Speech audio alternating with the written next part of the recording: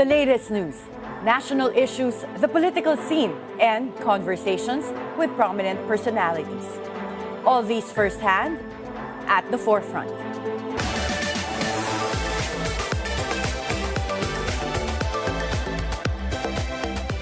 Congress Tricomm held a second hearing on the spread of fake news last Friday with vloggers who are mostly supportive of former President Rodrigo Duterte. After refusing to attend the first hearing, they sought legal relief from the Supreme Court. The vloggers showed up in the second hearing, facing intense questioning from lawmakers. Some admitted to spreading false information and apologized, seemingly wary of being cited for contempt. With concerns over misinformation and its impact on public perception, can Congress effectively address the growing problem of fake news on social media? And how do we protect free speech and freedom of expression? Joining us this morning live at the BNC studio is the former press secretary, who's now a political social media vlogger, Attorney Trixie Cruz-Angeles. Good morning, Attorney Trixie. Hi, Karen. Good morning. Attorney Trixie, you were also there at the second hearing in Congress last Friday. I was. But initially, you and other vloggers sought relief from the Supreme Court. That is correct. Back in February, you filed a petition for certiorari and prohibition. Yes, we did. With also a prayer for a temporary restraining order. Yes. What happened to that case? The TRO has not yet been issued. We hope it will be, but we're now waiting for an order for a reply because the other party, the respondents, have filed their comment. In the meantime, you decided, and other vloggers, to also show up at the second hearing. This is the third.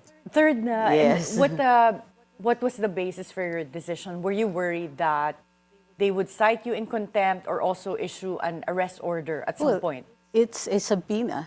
So the first two notices were invitations. So in the common sense of the word, an invitation can be rejected or declined. So we declined the first two invitations. The first one, of course, because we were at the Supreme Court filing the case.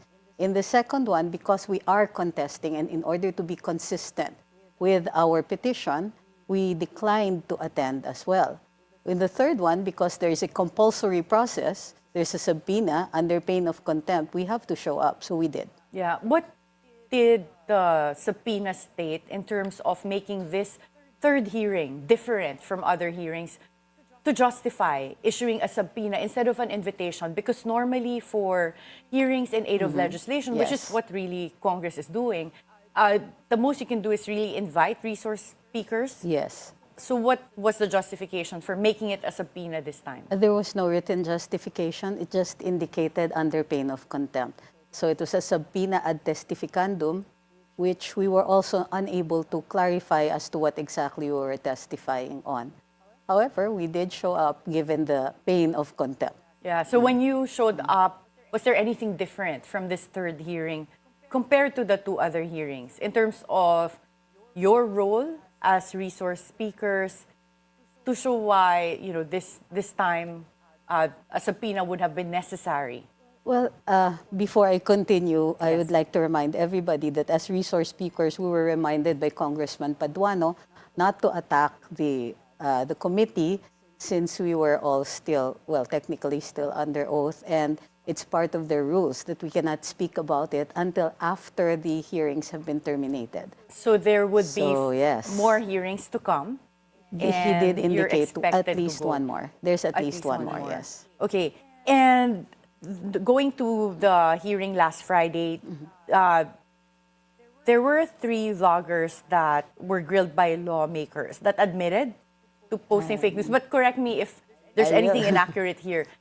Were there vloggers that admitted to posting fake news? No, actually, it was not an admission to posting fake news. First of all, the definition of fake news still so far has eluded all of us. So to be able to admit or not admit to something that you don't know might be incongruous.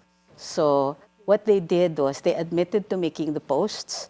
However, they requested the congressman to read the entire post to provide context.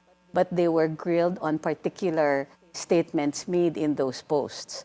For example, Ms. Crisette Chu says she prefaced her post with the rumor that is going around supposedly indicating that some of our uniformed personnel were resigning. So, but After she did, the arrest of former President Duterte. Yes. she did indicate daw, meaning that this was said by somebody else. And this is where she was constantly questioned about. However, a further reading of what she had posted would indicate that it was a message to uniformed personnel not to resign and to continue serving because this is the time that they are called to defend the country. Okay, so hindi, so based on the context, if you read the full post, it was Yes. not fake news as far as Cruz was concerned. Yes, yes. Let's go back to the definition of fake news. You said it's eluded everyone, everyone in terms of finding the meaning of fake news so that Yes. it's difficult for us to judge or say which one is fake news. You also at the hearing said that fake news really, there's no definition, it's time-bound.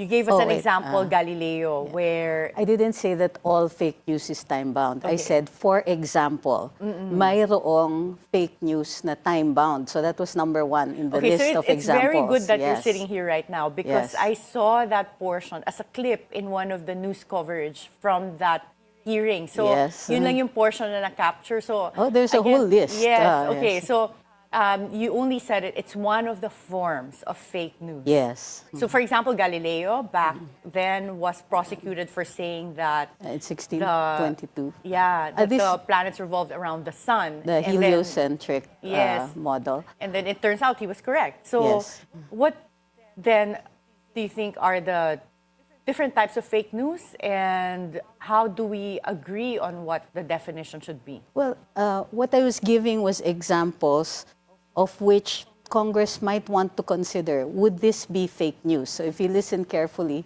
the question always at the end of the example was, fake news din po ba ito? So for example, clickbait. Clickbait would sensationalize a headline. I'm a victim of this. But in the body, it would be truthful and possibly even an objective account. But the headline would be a screaming headline to ensure clicks. Yeah, you're right. So, Something sensational yes, or scandalous minsan and then when you read it, ay hindi naman pala. So you're saying would that then fall under fake news? If you have the headline Yes. being a bit inaccurate or slanted but then Yes. the body is okay. Correct. Yeah, that is it an was example. a question actually Yeah. to our lawmakers because Congressman Acop was asking me what is the benefit of fake news. And he said, nobody has been able to answer this so far. So I said, I have a problem with the question because we have not yet defined what constitutes fake news. So in order for you to be able to answer any question or even to be held accountable for so-called fake news, let's define what fake news is. So for example, one of the examples I gave, and Filipinos are notoriously tone deaf when it comes to sarcasm. So That's true. It's almost not yes. part of our culture, no? So No. that would be a good question. Do you think that sarcastic statements or what they call hyperbole, Yes. right? Like super Figures of extreme. speech, yes. Yeah, figures of speech that are extreme, would that constitute fake news? Correct. Was there any guidance at the hearing on these matters? To be fair, Congressman Acop allowed me to speak about it, and he said that you're right. So, for example, I also indicated that in order to be held accountable and in order to criminalize fake news, there should be damage. As with any forms of free speech that we restrict, as with any form of unprotected speech, there has to be damage, or there has to be the damage can be widespread or personal, and there must be malice. So But also now, a difficult when we're concept. talking about malice, for example, as an element, don't you think this should already be covered by our laws on online libel? Because online libel also addresses I agree. statements that are false and that are posted or said in malice and that cause damage or harm to the reputation of someone. So is it that sufficient to cover instances of posting fake news? That is, in fact, one of our arguments. However, if you look at Article 154, unlawful utterances and unlawful use of means of publication, you'll find that there is news there. Now, first of all, why do we use the term fake news? So, therefore, it must be news. And in fact, that's how it started, fake news. So Article 154 actually addresses that, but limits it to publications such as printing, lithography, etc. So perhaps taking a look at 154 might help our congressmen.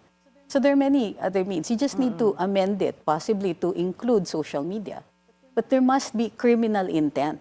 Yeah. Because otherwise, why would you punish anybody who's done this out of ignorance? Out of a reliance on another form of fake news. Yeah. So, And I guess my other question would be for the public, if you're reading or listening or watching a vlogger compared to a news outlet, yes, you do have that, as far as, well, this is for me, I would have that difference in terms of reliance. Correct. Meaning, if it's a news outlet, in my mind, this would have been vetted and I can rely more on what they're saying as news, Yes. as reliable news. Correct. Whereas if it's a vlogger, I would take it with a grain of salt because it can be someone repeating something, and usually that's what they're saying. They're not even citing sources. They would say, I heard, or That's someone correct, said. yes. So is there going to be an effort to make that distinction? well, what I worry about is that social media and traditional or mainstream media is being pitted against each other. So, for example, indicating a trip I made to China to study new techniques in short form videos, the way China does their broadcast news, etc. The seminar that was also taken by journalists who also announced this, proudly made news articles about their trip to China. It's the exact same thing. But thereafter, they make insinuations about being pro-China and so on. But mainstream media who went to the exact same seminar did not receive the same kind of backlash. So Yeah. my concern is that mainstream and social media are being pitted against each other when the internet is huge. There's room for everybody, and yes, there must be a distinction made. Yeah. Now, So are you referring to Filipino vloggers attending a state-sponsored seminar in Yes, China? alleged So did you make state-sponsored. that statement that there were Filipino vloggers that attended a state-sponsored I could not because the seminar? questions, and to be fair, Congressman Suarez didn't make that malicious imputation. It wasn't him. It was later on mainstream media making me part of the headline saying vloggers admit state-sponsored trip to China when in fact it's ridiculous because the same mainstream media who reported that also sent reporters to the exact same seminar in December 2024. In November 2024, there were ones who were previous 2019. It's done every year, twice a year. So later on, the statement in the media was only against vloggers when in fact, for that seminar, both traditional media and vloggers attended. They were my classmates. So sino nga nag-sponsor nun? It's really, it's not really the government. China. It's really the Yes, government of it's China. the radio television of China. And it was to train on what? Well, it starts off, of course, with an understanding of Chinese history. And a lot of us had questions about our shared history with China. And like I often say, I am a masteral candidate in archaeology. So our links with China, our past with China is always of interest. So they did provide us with a background on China. They showed us their networks. They showed us their studios. They taught us the new, and at the time, it was an emerging form, the TikTok, the short form video, 1 minute, maybe up to 10 minutes long, but you pack it with everything because this addresses actually the attention deficit of much of this new generation. So there's that, and including how to sharpen messaging and so on. Do you think that there is a danger with the way that social media is more widespread or consumed more by people globally? Because the reach of vloggers, it seems that their ability to reach people is faster and more widespread than traditional media. Yes. There is concern on the part of our government officials. Okay, let me just clarify that, yes. The government officials are concerned precisely because social media has a wider reach. But if you look at the Filipino mentality, even before social media, the most widely consumed articles in a broadsheet have always been the commentators. Because most often, they need somebody to explain the relevance of the news. So you'll read the front page, you'll see what's going on, and then you check the commentators to digest it for you. So that's possibly, it's an indication of what we need in terms of information. Vloggers translate the news also. I'm not saying that all vloggers do this, but there are those who are so popular because they translate for the ordinary citizen their effects or, just exactly what is going on. Plus, they come with specialized knowledge. So I disagree with some of the journalists who have been saying that they go through rigorous training, they vet all their information. Of course you do, because most of you have studied journalism.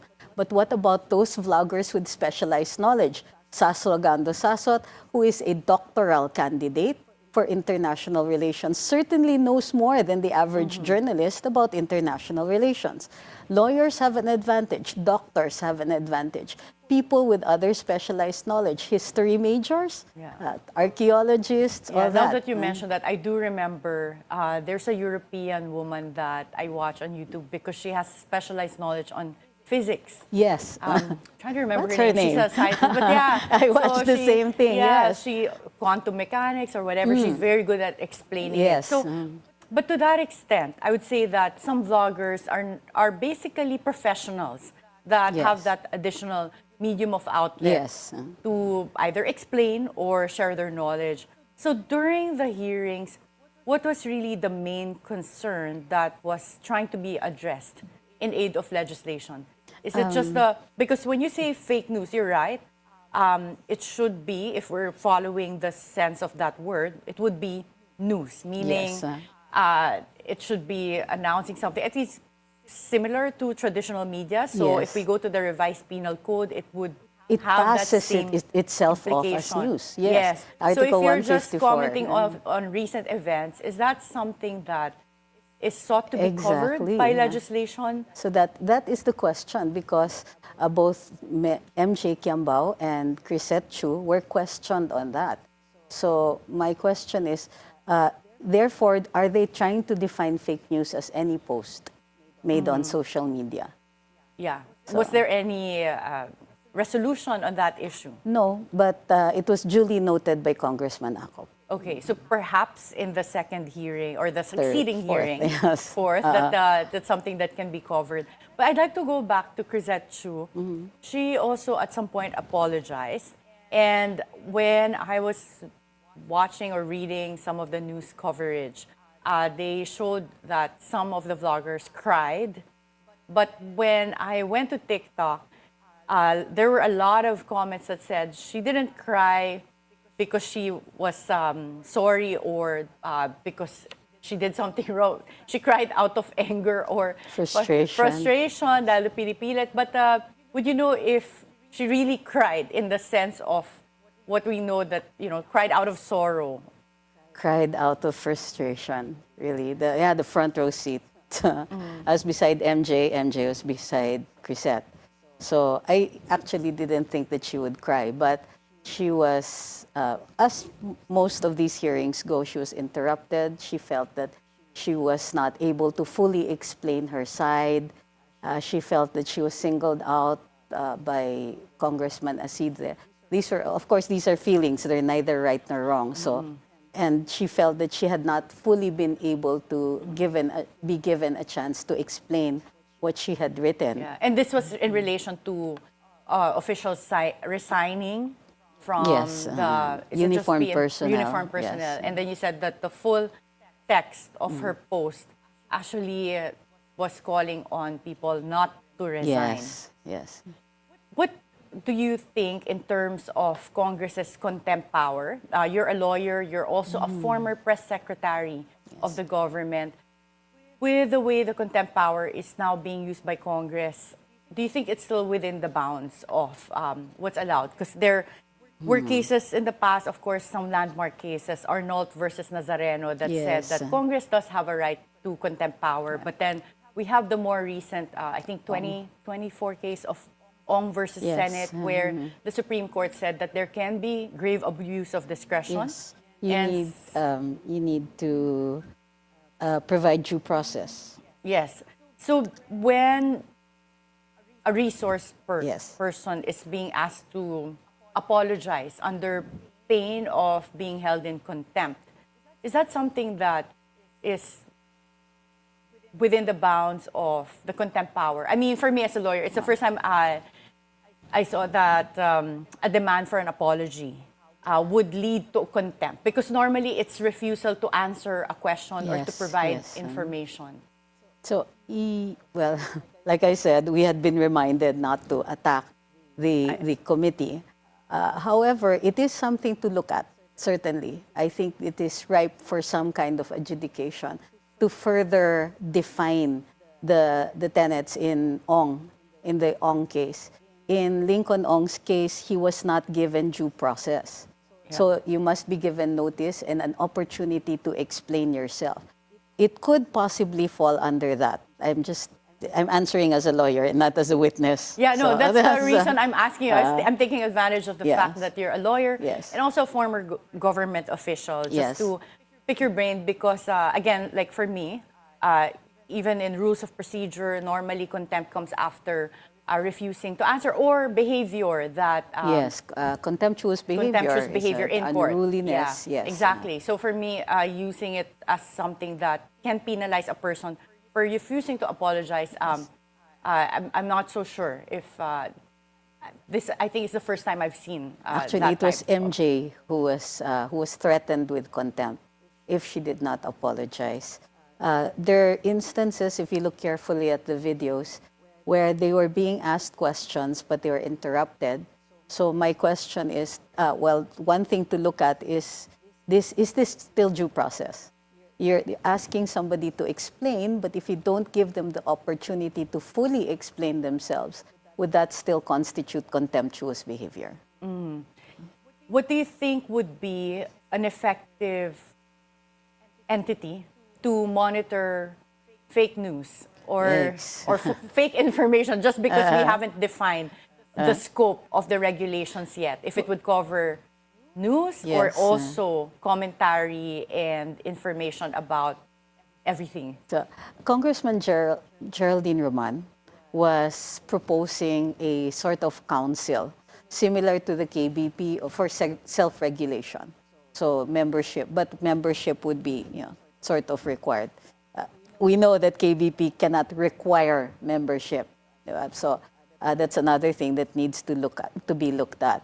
But when I was press secretary, part of the mandate of the OPS is to protect press freedom and the freedom of speech, as well, while at the same time ensuring that misinformation is not spread out. So one thing that we had constantly proposed was education, continuing seminars. We wanted to call in bloggers. We had a program for that to teach them how to file taxes, the rules on libel, and other restrictions on unprotected speech, and also including things like copyright. Yeah, So that's true. Because these are main issues on social media. Of course, that was not continued under the succeeding press secretaries, but it is something that we ought to consider, constant education, because the answer to misinformation is more information. Bad speech is countered by more speech. That's taught in journalism schools, I know that. But so it needs to be, people need to be reminded that while it's easy to propose legislation, it could be a potential nightmare for the freedom of speech. Should vloggers be subject to the same standards as journalists? But before you answer that question, we'll have to take a short break. At the Forefront, we'll be right back.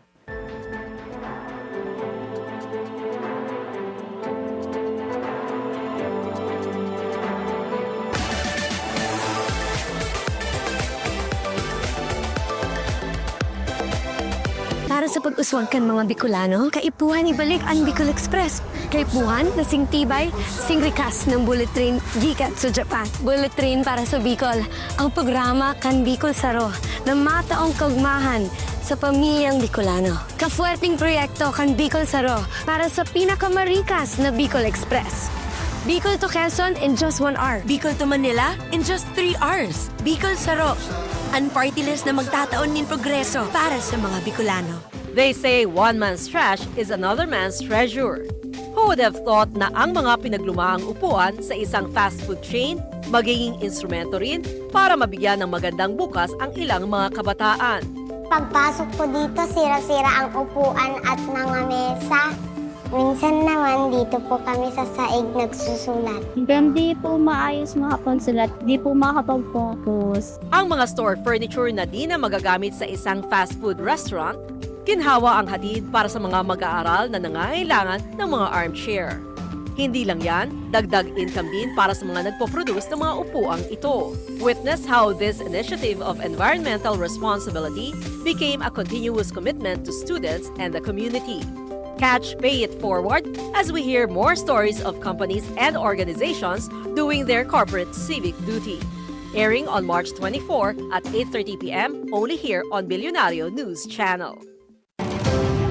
From the filing of candidacies until the last ballot is counted, your newest trusted news source, BNC, the Bilyonaryo News Channel, will be at the forefront to guide your decisions and guard your vote. Tune in to BNC's Election 2025 special coverage.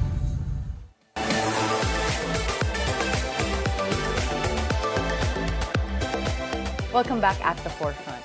Attorney Trixie, in your opinion, should vloggers be subjected to the same standards as traditional journalists?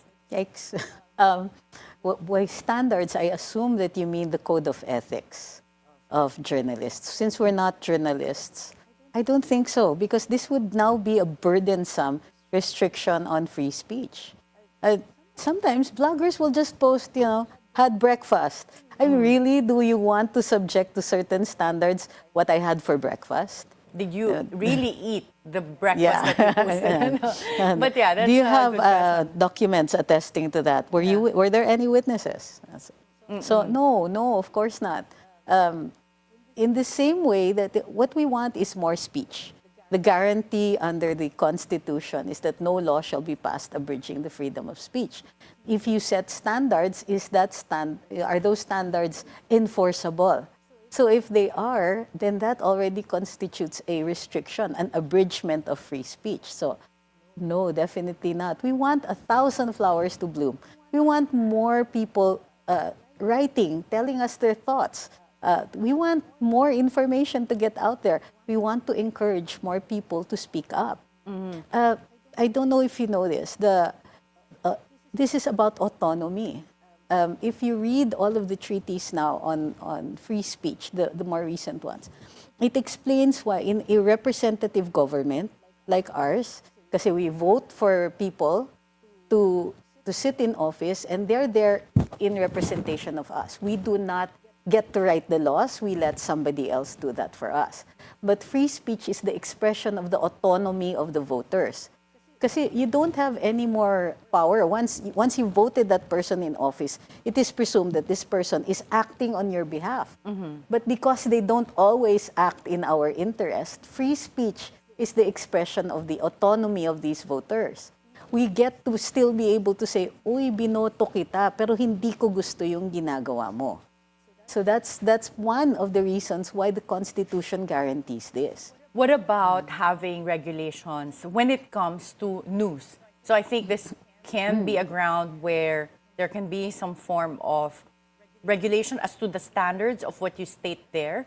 If we're saying fake news anyway is what we're trying to prevent, that would mean this relates to news. Kasi Yes. you're right, like when it comes to your own opinions as to your lifestyle, Yes. what you ate, or what you're gonna do for the weekend, then it wouldn't really have much impact on people or the public. But when it comes to saying what's happening in government Yes. or when it relates to what we qualify as news, do you think that this can be subjected to certain standards by regulation, even when it's commentated on or mentioned by vloggers? Yikes.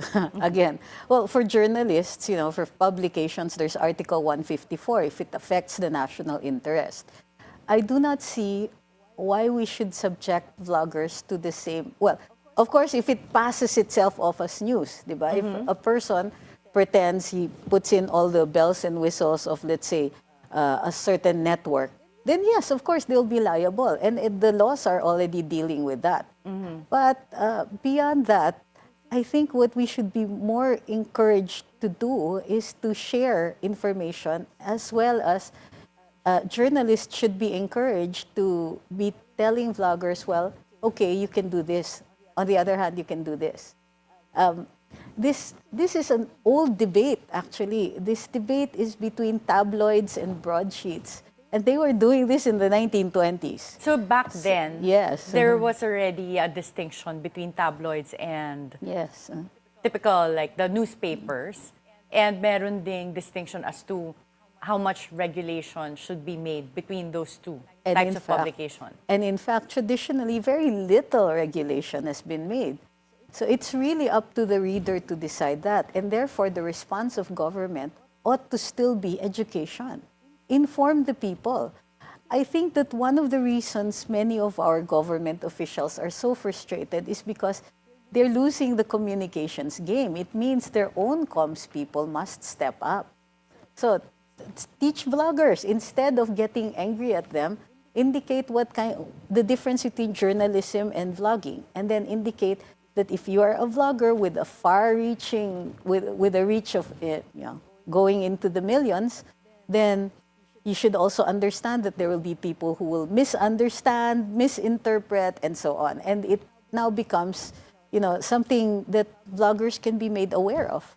Do you think that that would make sense, imposing certain responsibilities for vloggers who reach a certain amount of audience? I think imposing is too strong a word. It will still fall into abridgment of free speech. So it would counter a constitutional right or Yes, impinge on a yes. constitutional right.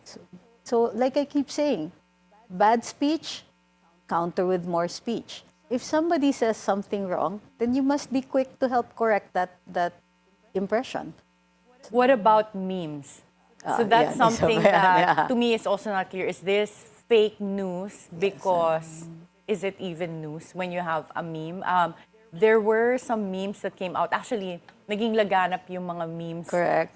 Especially after former President Duterte was arrested. I watched certain foreign series wherein the lawyers in those fictional American series were used to quote opinions regarding the legality of the arrest of former President Duterte. But as someone who watches those series, I knew, of course, that those were not real lawyers. So as far as I was concerned, it was entertainment. But there might be people who don't know and would think, oh, there's a foreign lawyer who has this opinion. So would that qualify as fake news, or what do you think would be appropriate treatment for memes in general? Education.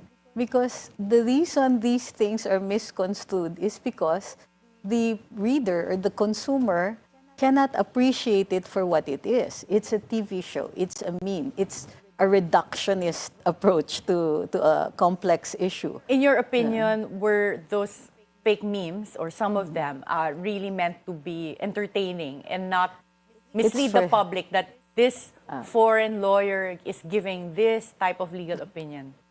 There's an expression called "for the clicks." So a lot of things that are put out there, because there's advertising now, are done for the clicks. So it's like clickbait. If it's funny, we click on the meme, we share it, and so on. And whoever created that or whoever originally published that gets to reap the benefits, the advertising revenue from those clicks. So we need to be able to teach people how to recognize what are posted out there that are just for the clicks. For traditional media, you have the MTRCB. Yes. They regulate content, Broadcast. broadcast, yes, specifically for broadcast. They Yes. regulate broadcast media. And then they also issue warnings if it's not appropriate for certain age groups. Yes. Do you think that there should be widening the scope of MTRCB to social media posts or something equivalent? That's a nightmare of enforcement. The net is worldwide, and our laws are jurisdictional, territorial ang jurisdiction. So, how do we do this? Di ba? How do we limit that? Do we just do away with social media like other countries? China does not have Facebook. So, is that what we're going to do? I think so many Filipinos who have relatives abroad, OFW, social media is their way of staying connected. Overregulation of the platforms will have grave repercussions in elections, the way I see it. We must, for me, it's simple. The Constitution says more speech. That is what we need to remind people. Emotions get in the way. A lot of people feel hurt and so on about certain publications. Resorting to the libel laws or Article 154 is a form of relief. But if they want something that is more, more contemporary, perhaps we can amend Article 154 to admit of social media. And I think that's part of it. If your speech has become dangerous, if you pretend that you have scientific knowledge and then claim something that will cause panic, then definitely that person must be held accountable. But what we want to look at are those transgressions that have consequences that are grave, that endanger life, property.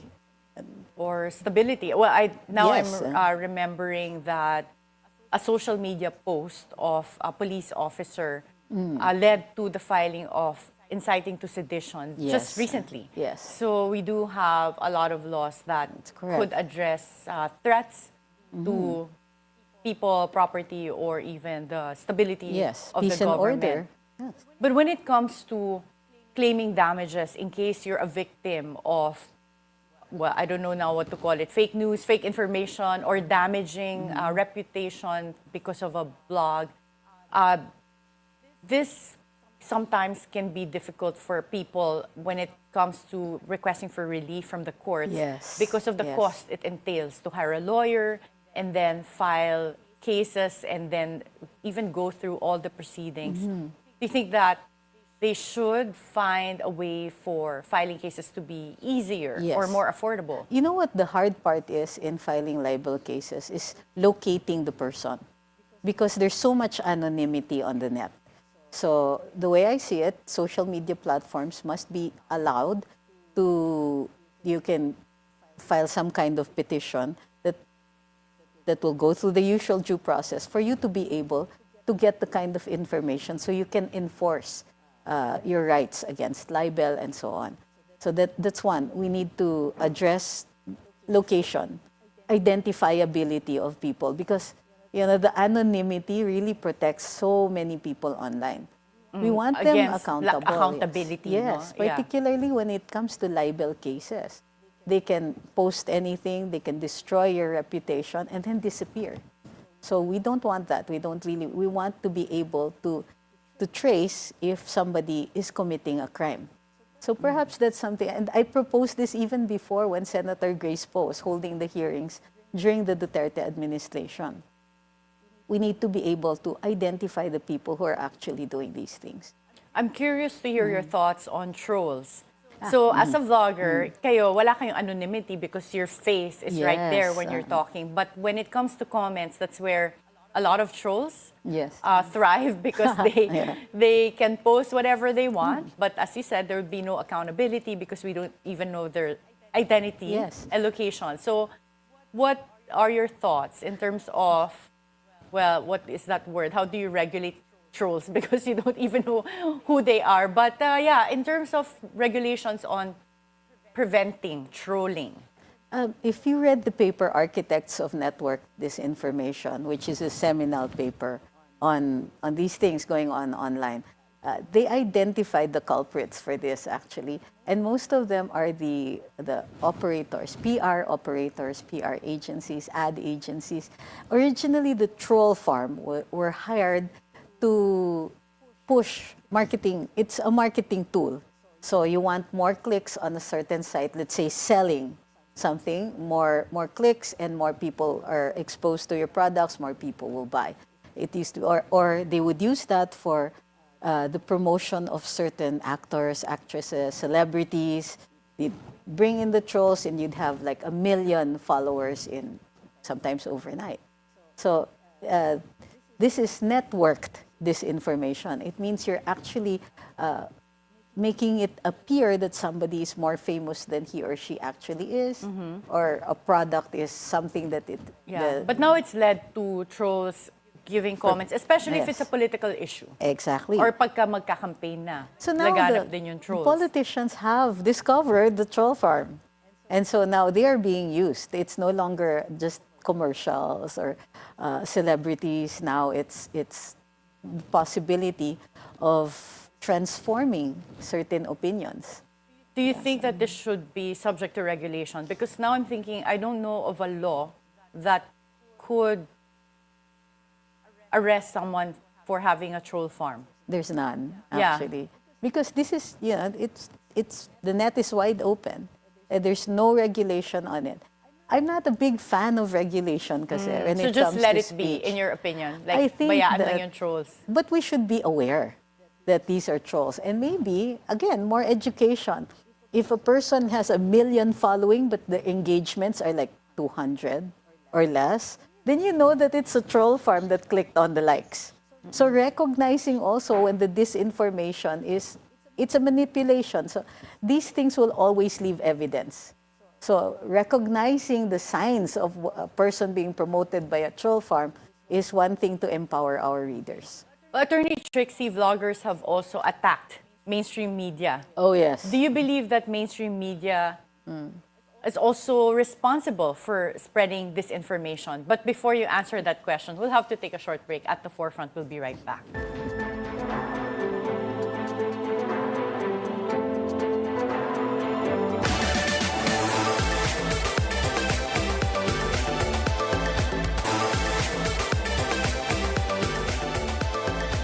Welcome back at the Forefront.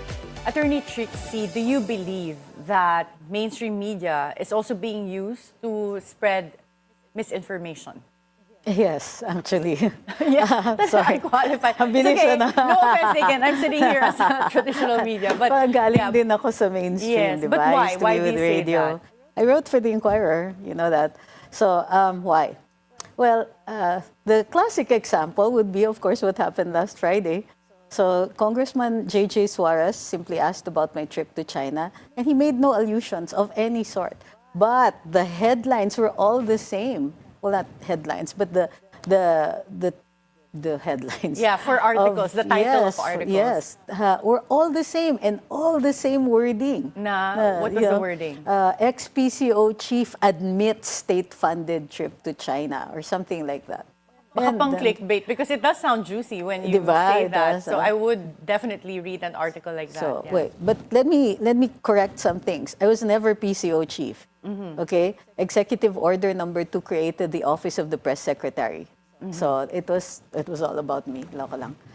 But so I was the press secretary and I headed OPS. Yeah. So dun pa lang, you know right away that these people were not actually simply talking about me. They're reprinting some very, very similar things. And pare-pareho yung, all of them had the same wording, even in the article, admitting now. First of all, admission is a charged word.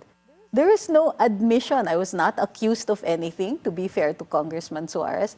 He did not accuse me. He did not say anything. He made some slight allusion, like, sana gagamitin nyo yung pag-aralan ninyo sa tama. Okay? I was thinking, well, isn't that the presumption? But okay, because I felt that, okay, he was being fair. But the headlines after that, pare-pareho. And even the way they were reporting on the Galileo analogy made it appear like I was saying that all fake news is time-bound. Of course not. again, it's not only is it out of context, it was incomplete. And so, but the investigation was primarily only was only for social media. It wasn't about traditional or mainstream media. So you mentioned earlier that social media is being pitted against traditional Yes, media.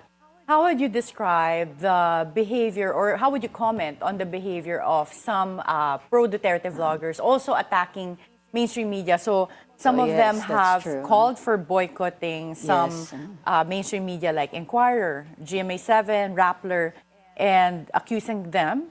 So vloggers also accusing these media outlets of misinformation. And then recently, some Duterte vloggers also attacking members of the media like Zen Hernandez and Maris Umali. Oh, okay. Well, for example, for me, if a reporter or a media personality, whether you're social media or mainstream media, if you've done something, people are going to comment. So the term attack, I think, might be too strong a word. People were reacting to, and certainly Miss Maris had to issue an apology, but people still continued to comment on her own comments that were caught on her own broadcast. So I think that there's nothing really we can do. People will comment if you do something, and especially if you're a public figure. So, but yes, both sides have been taking pot shots at each other, and well, I think it's because these things are evolving. Here's what happened. When I was press secretary, I was not banned from doing live on my channel. I was allowed to do that, but to do so only sparingly, and to be constantly reminded that I was already press secretary, no longer a blogger. Did you ever get a lot of attacks or negative comments when you were press secretary and for the statements that you make? No. Wala, hindi ka... Very hindi little. ka na, okay. There are a few, of course. Yeah. The normal amount, I guess. But I found the comments better when I was press secretary than when I was handling other cases. Ang as a babait lawyer, sa akin okay. when I was in OPS. I don't know, maybe because it was also a new administration. There was so much optimism and hope. And that probably was a reflection of the hope in the new At the time, administration. as going into a new administration. Yes. Attorney Trixie, I remember years ago when there was still no social media, a politician told me, you know, Karen, in the Philippines, there are only two political parties, ABS-CBN and GMA7. This was years ago. And I remember I was young pa back then. But now, of course, the landscape has changed. Yes. And right now, a lot of the voices that are predominant come from vloggers. Like when you look at the number of their following, the millions of followers and the reach that they're able to get. So with that, there comes, again, a certain responsibility. Do you think that when it comes to giving airtime, because I understand when I watch vloggers, may kanya-kanya silang preference in terms of who they side with when they do their commentary. I mean, it's understandable under, again, our constitutionally guaranteed freedom of speech and expression. But do you think they should be asked to also provide equal airtime to others the way traditional media is required to do that? Or, again, think, I know this is a tricky question it because, is. again, constitutionally, dapat may free speech and expression, and yes, that also involves your right to choose who you want to talk about. But yeah, just because of the changing landscape. Well, let me, again, use the same example. Nobody asked me to explain what I said in Congress before the news articles came out. Except here, Bilyonaryo. Thank you. So, but nobody actually said that, is this what you said? What do you mean by fake news being time-bound? So I would have been given a chance to explain. Of course, it was also all there. If you read the transcript or if you watched those videos, there was never any intent to say that the time-bound fake news is the only fake news that's out there. And the analogy on Galileo is actually pregnant with meaning, because this was one of those times where people saw the divergence of science between and the Yeah. knowledge But held by the church. We only have a few minutes left, so I want to take So, advantage yes, of this. So, go. going to that question, because social media vloggers have such a wide reach, meron bang iba na nababayaran to support certain political figures? I would not discount the possibility because certainly it is possible. I've heard that there are some who do that, but it restricts your freedom. So I know that for a fact because there are always offers out there. But once you take a particular side, you also create enemies who are against that particular side. So all of us are all very mindful of that. Also because it's so interactive. The viewers, your readers, they're in your face. They'll put in the comments, they'll put in your message box. You have a message And would you box. say that they're you- savvy enough to Yes. notice, maybe Most of them. binabayaran to, or... Most of them, Okay. yes. What would be your message to those who consume social media, information, and news? Well, it's time to grow up. that we must be mindful that everything that's out there, whether it's mainstream media or social media, it represents a particular viewpoint. Even mainstream media that says that they're objective, there is a decision in every level. Before you actually have a story that you can consider, your editorial team will tell you whether you can do this story or not. So the choices of stories, the choices of wordings, all of these present a particular viewpoint. So saying, for instance, that social media is purely commentary and commentary only is incorrect. Everybody is commentary, even those who say that they're being objective. Once we understand that, we can pick the information that is available, whether it is mainstream or social media. There's information in everything that is put out there. How valuable that information is and how we're going to use that, informing our own opinions, is up to the individual viewer. Yeah, so really, education is super important. Always. Yeah. Thank you so much, You're Attorney welcome. Trixie Cruz-Angeles. And thank you for having me here. The recent Congress Tricomm hearing on fake news highlighted the alarming influence of social media personalities in shaping public opinion. The Congressional inquiry raised a valid point about the lack of accountability among vloggers who wield significant reach online.